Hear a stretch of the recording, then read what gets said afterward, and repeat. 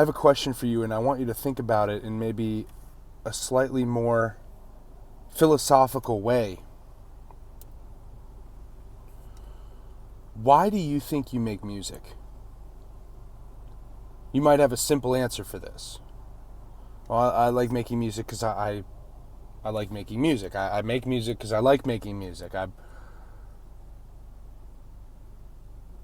just like it. I just enjoy it. I just have a good time when I do it. And my question to you would be, why do you think that is? Why do you think a painter paints? And why do you think someone who designs cars like this one, why do you think they get in their studio and draw prototypes and talk to engineers and try to work for the best car design facilities in the world? And then I'm going to ask you, why do you think you eat food? Why do you think you drink water and breathe air? My answer to all these questions is because there is an inherent need to do so. And the definition of a need is something that you need, is something you require, or else you will perish. And it's not like if I stop making music, I will die physically. But something will die within me. Spirit will diminish. The flame, if you will be extinguished. And I don't think that's the same for everything. I think the propensity to be artistic and the propensity to create may vary from person to person. However, I'm not even so sure about that. I think everyone's a creation and everyone is a creative. And we could go into like nihilism and, the divine and all that stuff. But on a very simple level, if you think there is any meaning to your life, well then there is a reason why you do certain things. There's a reason why certain thoughts come into your head. There's a reason why you seem to get these lessons and these signs and these good and these bad things that happen to you. It's an experience of growth. It's an experience of evolution and change. And for somebody that's really creative and really feels like they want to do this, if you quit, you will just find another outlet to be creative. You will create in some different way. Maybe you will get a desk job that you don't really like. Maybe you will be sitting at the desk, working your job, and you will find multiple hobbies to fill the void. For me, after college, I was sitting at the desk and I was wondering, what is my purpose? I make this music and I'd really like this music to like pan out. But I'm sitting at this desk working for somebody else. And when I got to Nashville, I was sweeping up the bar and throwing out trash. I was throwing out trash at the bar on Broadway, working as a server.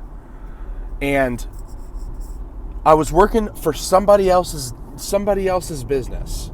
All the effort that I put in was for somebody else's entertainment, somebody else's bottom dollar, some CEO, some group of investors.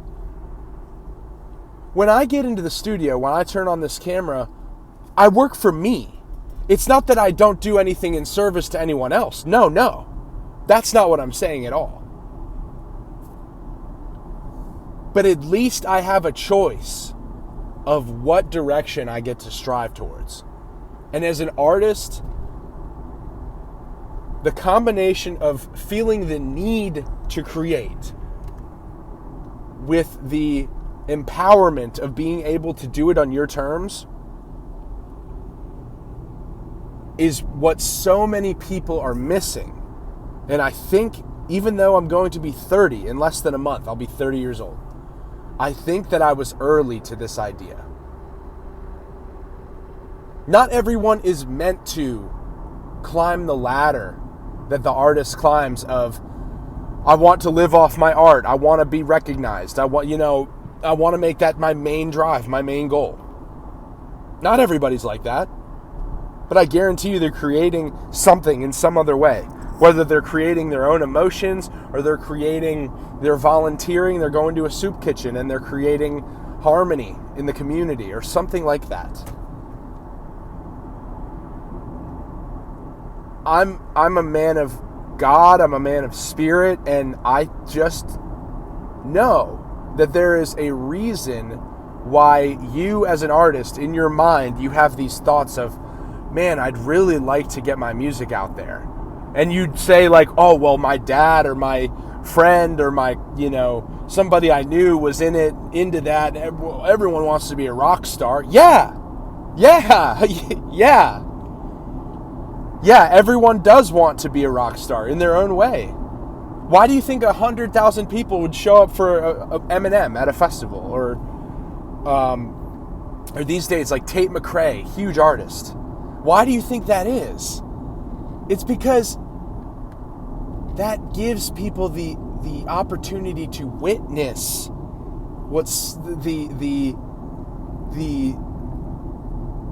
most narrow definition of what a rock star is.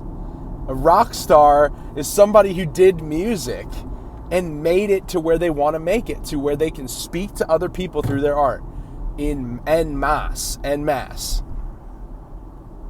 And it just makes me smile because I feel like I am uniquely telling you that if you do art in any way, if you paint, if you do macaroni art and you're like really into it, that is you, that is God within you. That is God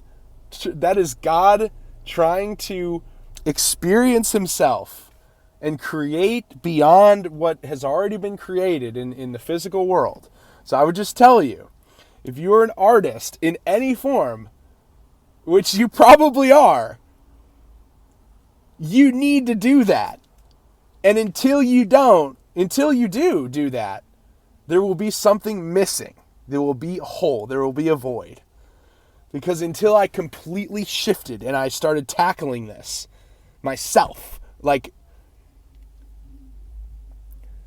until I got so narrow with my purpose, I was just creating other things. Bad energy, good energy, cooking food. Still do that. I still love to cook. That is creating.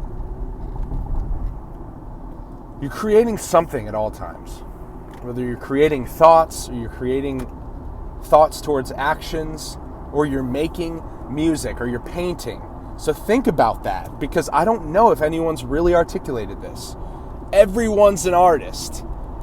Some people are just more tapped into the fact that they have to be. All right, back to the studio.